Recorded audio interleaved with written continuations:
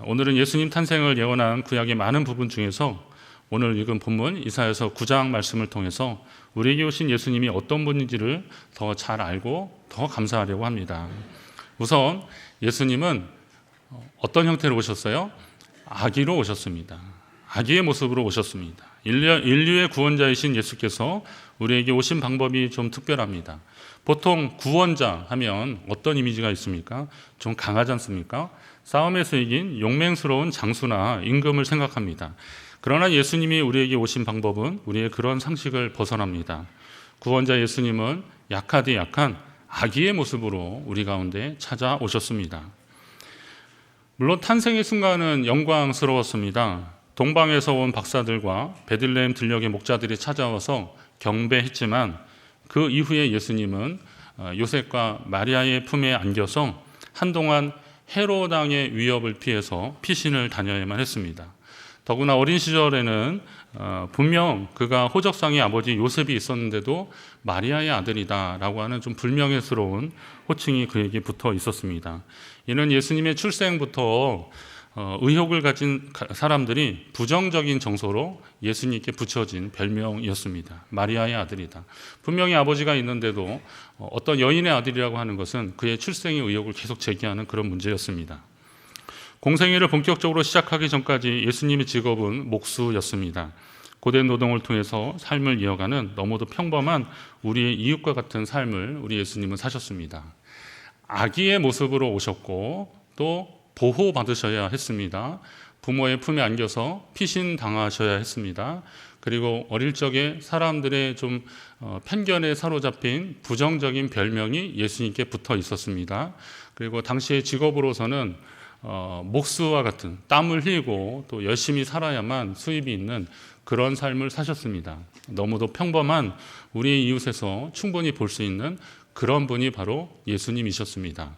저는 그런 모습을 보면서 예수님이 어떻게 우리에게 그렇게 오셨을까?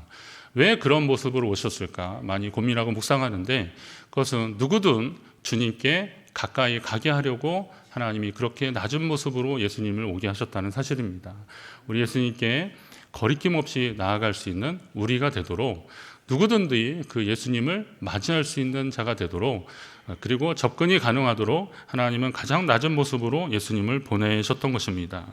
예수님의 이러한 모습을 설명하고 있는 성경의 표현이 있습니다. 누가복음 2장 52절에 보니까 예수는 지혜와 키가 자라가며 하나님과 사람에게 더욱 사랑스러워 가시더라 그랬습니다. 지혜가 자랐고 키가 자라났다 그랬습니다. 그러니까 일반적으로 어린아이가 자라나는 과정을 우리 예수님은 겪으신 것입니다. 누군가는 마리아의 아들이라 불렀지만 그래도 예수님은 자라나면서 하나님과 사람들에게 더욱더 사랑스러워 가셨습니다. 예수님의 성장 과정에서 하나님이 함께 하셨고 이웃 사람들은 어린 예수가 자라나는 과정 속에서 건강한 한 인격체로 잘 자라나는 것을 함께 보게 되었던 겁니다. 앞서 말씀드렸듯이 구원자 예수님은 백마를 타고 많은 천군 천사를 거느리고 이 땅에 오시지 않았습니다. 충분히 그러시는 만한 능력이 우리 주님께 있었지만 하나님은 우리 주님에게 그런 방법을 택해서 보내지 않으셨습니다. 이유는 예수님 말씀하신 겨자씨의 비유를 통해서 우리가 짐작할 수 있습니다. 마태복음 13장 31절에 보면 예수님이 그런 말씀을 하십니다. 천국은 마치 사람이 자기 밭에 갖다 심은 겨자씨 한 알 같으니 그랬습니다. 여러분 겨자씨 보셨습니까? 겨자씨 보기에는 흔하지 않은 것 같아요. 겨자로 만든 어떤 이제 향신료나 이런 거는 봐도 겨자씨를 직접 보기는 어려운데 겨자씨의 사진이나 제가 또 직접 보니까 그거는 마치 그냥 좁쌀만 합니다. 아주 작습니다. 그런데 이 작은 씨가 심겨지면 자라나서 나중에 큰 나무가 되고 새들이 거기에 깃드는 정도가 된다는 것입니다. 천국에 관한 예수님의 비유는 오늘 예수 그리스도께서 이 땅에 오신 그 사건이 하나님 나라의 시작을 알리는 사건이라는 사실을 안 우리 모든 성도들에게 아주 중요한 교훈을 주고 있는 겁니다. 겨자씨만한 것이 자라나서 그것이 큰 나무와 가지를 이루고 새들이 그곳에 깃드는 것이다라는 거죠. 그러면 아기 예수로 오신 예수님이셨지만 그분이 자라나는 동안에 그것을 함께 지켜보면서 하나님 나라가 이루어지는 것을 함께 보라고 하나님은 우리에게 아기 예수의 모습으로 오게 하셨다는 것입니다. 하나님이 예수님을 보내신 것은 인류의 죄를 대속하라 보내신 사건인데 갑자기 이루어진 일이 아니라는 사실도 우리는 알아야 됩니다. 하나님의 구원 계획은 이미 이전에도 계속되었습니다. 예수님의 탄생 사건이 어느 날 갑자기 일어난 일이 아니라 성경에 예언된 많은 메시아 탄생의 예언의 성취라는 것을 우리는 알아야 됩니다. 그리고 성도는 이미 우리 가운데 들어오신 하나님의 구원을 경험한 사람들입니다. 그렇다면 여러분 안에 이루어진 하나님 나라를 함께 발견하시고 아기 예수님이 자라나는 과정 속에서 하나님 나라가 커지고 하나님 나라가 꿈꿔지는 것처럼 오늘 우리도 여러분 안에 있는 이 하나님 나라가 더욱 크게 자라나기를 주의 이름으로 축원합니다. 그리고 하나님은 그 아기 예수께 그 어깨에 정사를 매게 하셨다 이렇게 말씀하십니다. 그의 어깨에 정사를 메었다라고 했는데 여기에서 낯선 단어 이제 정사라는 이 단어가 눈에 들어옵니다. 이 히브리어 미시라라는 단어인데 이게 통치, 지배 이런 것을 뜻하는 것입니다.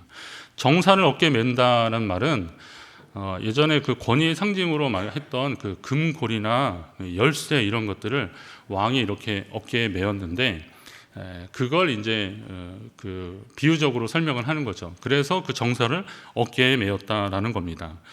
NIV 영어 성경에는 그 정사라는 그 단어를 government 그래서 정부 무슨 권력 이런 표현으로 하고 있습니다. 이거를 그의 어깨에 짊어지게 할 것이다. 어깨 위에 올려놓게 될 것이다. 이런 영어 표현들이 나옵니다. 그러니까 하나님께서는 그분의 어깨 위에 하나님의 권세, 하나님의 그 권위 이런 것들을 그 어깨 위에 얹어 놓으시겠다라고 말씀하고 계시는 겁니다. 예수님이 이 땅에 오셨다는 것은 세상 모든 나라와 권세가 주님의 통치 아래 들어간다. 주님의 통치 아래 편입된다는 것을 의미하는 겁니다. 물론 이전에도 그랬죠. 정부와 나라는 모두 하나님의 통치 아래 있습니다. 여러분 아멘이십니까? 정부와 나라, 권세는 하나님의 통치 아래 있는 겁니다. 대한민국도 당연히 하나님의 통치 아래 있는 것입니다. 이 세상은 하나님이 다스리고 하나님의 주권이 역사하시는 곳입니다. 그러나 타락 이후로 사람들은 이 세상이 하나님의 통치 아래 있다는 사실을 자꾸 망각합니다. 그리고 눈에 보이는 권력이나 힘에 의해서 움직이는 줄 착각하면서 살고 있습니다. 그러면서 오늘 믿음을 가진 우리가 더 가져야 되는 것은 모든 권력이 국민에게서 나온다라고 하는 대한민국 헌법과 함께 또 믿음의 관점에서 보면 모든 권력은 어디에서 나온다? 우리 하나님께로부터 나온다는 사실을 여러분 믿으시기 바랍니다. 그런 관점에서 우리가 살고 있는 이 땅을 바라볼 줄 알아야 됩니다. 그래야 어떤 사람을 의지하다가 저 사람이면 되겠지라고 하다가 실망하는 일도 없게 되는 거고 하나님이 역사하시고 통치하시는 것을 우리는 함께 보며 그 나라를 함께 만들어 가는 것입니다. 기억하십시오. 하나님은 그 예수님의 어깨 위에 세상의 정부와 그리고 권세를 함께 올려놓으셨다는 것입니다. 그러나 그것은 우리가 알고 있는 눈에 보이는 세상의 정부와 권세와는 차별적인 하나님의 권세고 하나님의 능력이 그 위에 있다는 것입니다. 우리는 그 예수님의 권세를 인정하고 따르는 자들이 되어야 할 것입니다. 예수님이 인생의 주인 되는 사람은 자신을 기준으로 삼지 않습니다. 하인의 중풍병을 고쳐달라고 예수님께 나온 백부장이 그렇습니다.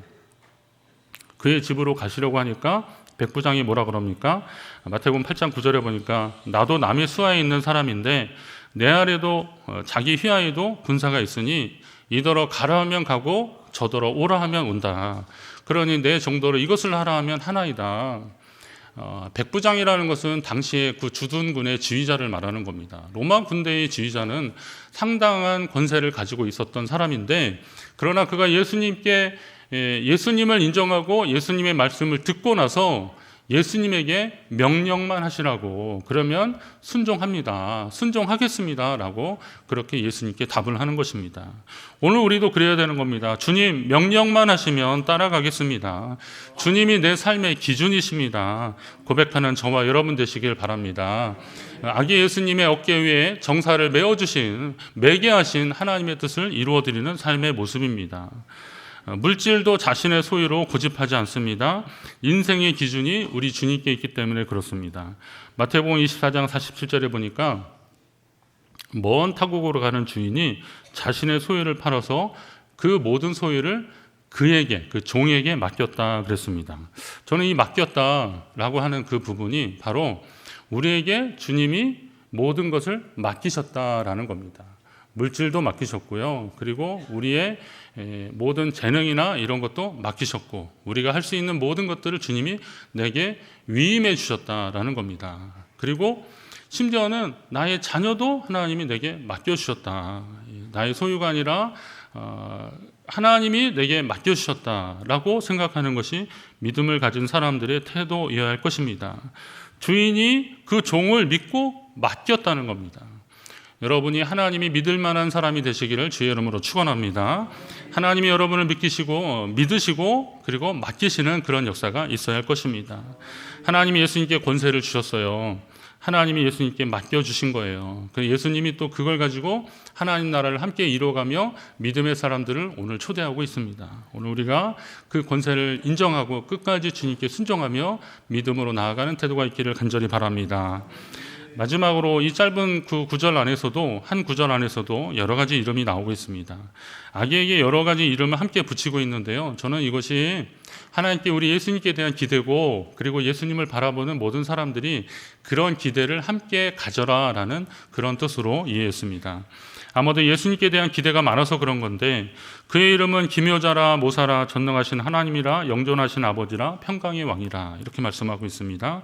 이 이름의 의미를 이 시간 다 말씀하기는 어렵지만, 기묘자라, 모사라, 요거는 이제 학자들은 기묘자라는 것하고 모사라는 것을 이렇게 같이 묶어서 이야기를 합니다. 기묘자는 그래서 놀라운인데, 영어 표현이니까 원더풀 카운셀러 그렇게 표현했어요. 그래서 놀라운 상담자, 놀라운 어떤 멘토, 이렇게 이야기를 하는 겁니다. 그래서 우리 주님이 놀라운 상담자이시다는 거죠. 여러분의 삶의 문제를 들으시고 응답하시는 분이 우리 예수님이시라는 겁니다. 우리 주님께 여러분의 문제를 맡기시기 바랍니다.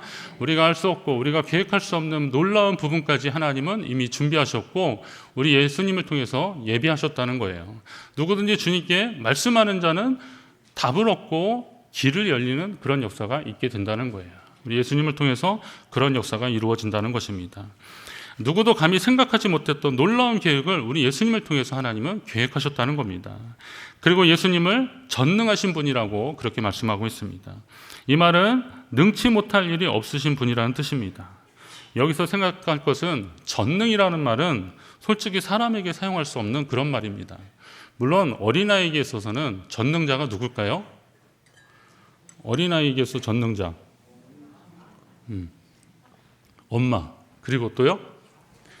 조금 더 커보니까 아빠. 엄마가 아빠 말이라면 또 껌뻑하잖아요. 그러니까 아빠. 그리고 또 집에 힘쓰는 일이나 하려고 그러는데 너 아빠가 와서 해야 돼. 그래서 아빠가 와서 그 일을 하면 아이들은 아빠 하면 참 대단합니다. 또 아빠 하면 또 뭐예요? 아는 게 왜 이렇게 많습니까? 그래서 모르는 게 없는 거예요. 그러니까 전지전능하신 분. 그게 아빠예요, 아빠. 그래서 어떤 신학자는 그 아버지를 보면서 하나님을 경험한다, 이렇게 이야기합니다. 물론 그게 꼭 그 아버지일 수도 있지만 특별한 사정이 있다면 자기를 키우는 그 양육자를 통해서 하나님을 경험한다라는 겁니다. 그런데 나중에 알게 돼요. 언제쯤 알게 됩니까? 이 정도쯤 되면 압니다. 이제 아버지가 더 이상 전능자가 아니라는 것을 다 알게 됩니다. 사실은 저도 그때 알았거든요. 국민학교죠. 저는 고학년 되고 중학교 가니까 아버지가 더 이상 전능자가 아니십니다. 필요할 때는 있습니다. 용돈이 부족하거나 이럴 때 전주는 모르겠지만 전능자는 아니시다, 이런 생각이 들더라고요. 그러나 여러분, 사람에게는 전능하다는 표현이 끝까지 어울리진 않습니다. 그러나 끝까지 어울리는 분이 있어요. 누구겠습니까? 우리 하나님이시고 우리 예수님이십니다. 그분이 우리의 전능자이심을 여러분 믿으시기 바랍니다. 우리는 인생은 유한한 존재들이라는 것이죠. 그래서 결국은 전능하신 그 하나님, 이 신적인 영역에 대한 갈망이 우리 가운데 다 있는 것입니다. 그래서 하나님은 그 예수님에게 신성을 부여하시는 거예요. 전능하신 신성을 그에게 부여하시는 거예요. 완전한 사람이신 예수님은 한편 완전한 신이시기도 하는 겁니다. 그래서 이것을 인성과 신성이 공존하는 분이라고 그렇게 말합니다. 초대교회는 이 중에 한쪽 부분을 거부하고 부인하고 그러다가 자꾸 이단으로 몰리고 그리고 죽음까지 당하고 그랬어요. 초대교회 이단 논쟁들은요, 가차 없었습니다. 예수님의 신성과 인성 이거를 계속 고집했어요. 물론 이제 로마의 압제에 의해서 이렇게 박해를 당하고 순교를 당하기도 했지만, 이제 로마에 의해서 국교화가 된 이후부터는 그 교리적 논쟁이 아주 본격화되면서 이 기본적인 정통 교리를 벗어나는 사람들에 대해서는 그냥 가차없이 목을 친 거예요. 그러니까 이게 굉장히 좀 심각한 문제 중에 하나였는데, 물론 좀 너무 강압적이고 그리고 국교화가 된 폐해라고 볼 수는 있긴 하지만, 그러나 그만큼 생명처럼 여겼던 것이 예수님 안에 녹아져 있는 인성과 신성이라는 거예요. 완전한 사람이시고 완전한 신이신 우리 예수님, 그 예수님을 믿는 사람들이 되어야 한다는 것입니다. 우리 예수님은 전능하신 그리고 또 영원하신 분이신 거죠. 주님 안에 능력 있고 생명 있다는 사실을 여러분 믿으시기 바랍니다. 마지막으로 우리 예수님은 영원하신 평화의 왕이십니다. 한번 따라합니다. 예수님은 평화의 왕이십니다. 예수님은 백성들을 돌보고 책임지시는 자로서 왕이라고 불려지는 겁니다. 왕의 권한이 바로 그런 것이고 왕의 책임이 바로 그런 것입니다. 높은 곳에 앉아서 밑에 있는 백성들을 착취하는 세상 나라 왕의 개념과 예수님에게 붙여진 이 왕의 개념은 전혀 다른 개념입니다. 주님이 다스리는 나라는 평화의 나라이기 때문에 그렇습니다. 주님이 다스림 역시 평화로운 방법일 것이기 때문에 그렇습니다. 스가랴 9장 10절에 보니까 내가 에브라임의 병거와 예루살렘의 말을 끊겠고 전쟁하는 활도 끊으리니 그가 이방 사람에게 화평을 전할 것이요 그의 통치는 바다에서 바다까지 이르고 유브라데 강에서 땅 끝까지 이르리라. 이제 하나님이 평화를 선포하시고 그리고 전쟁을 멈추게 하실 것이고 그리고 그 평화의 통치가 땅 끝에서 땅 끝까지 계속될 것이라고 그렇게 말하고 있습니다. 우리는 휴전의 시대를 살고 있지만, 그래서 이제 전쟁의 기억이 저는 솔직히 없지 않습니까? 그러나 전쟁의 기억이 있는 분들은 그 끔찍한 기억을 이루 다 말할 수 없다고 그렇게 말씀하십니다. 이전에 교회에서 어르신들을 이렇게 한번 식사 대접을 하는 시간들이 있었는데, 어떤 어르신이 몇몇 분이 얘기해서 월남 다녀오신 이야기들을 하시더라고요. 베트남 다녀오신 그 월남 참전하신 이야기들을 쭉 하시는 거예요. 근데 그분들이 좀 이제 한 70대 되신 그런 분들이었었는데, 근데 옆에 또 지긋하신 어르신이 있었어요. 그래서 어르신은 어디 뭐 전쟁 참여하셨어요? 그랬더니 이분은 한국전 참전 용사였어요. 그런데 월남전 다녀온 분들이 얘기하는데 그분은 그냥 가만히 계시더라고요. 그래서 왜 뭐 어떤 뭐 이렇게 얘기를 해보려고 그랬더니 저는 그때 일은 말하고 싶지 않다고 그러더라고요. 같은 형제를 향해서 총을 쏘던 그 기억을 말하고 싶지 않다고 그러더라고요. 그때 죽어갔던 그 많은 사람들 말하고 싶지 않다고 그렇게 얘기하더라고요. 끔찍한 겁니다. 그렇게 해서 얻어진 평화라고 한다면 오늘 우리가 이거 잘 지켜야 되는 겁니다. 그렇게 얻어진 값진 희생으로 얻어진 평화라고 한다면 정말 잘 지켜야 되는 겁니다. 우리 하나님이 우리 예수님을 평화의 왕으로 이 땅에 오시게 함으로 인해서 모든 전쟁을 그치게 하실 것이고, 또 세상의 폭압과 그리고 그런 폭력으로 얼룩진 그런 것들을 잠재우고 그리고 평화의 방법으로 다스리실 것이라고 우리 예수님을 통해서 말씀하고 계시는 겁니다. 그러면 예수를 믿는 자들이라면 우리 안에 다툼이 그쳐야 되는 것이고, 예수님의 평화가 우리 가운데 가득해서 우리를 통해서 또 다른 평화가 이루어져야 할 것입니다.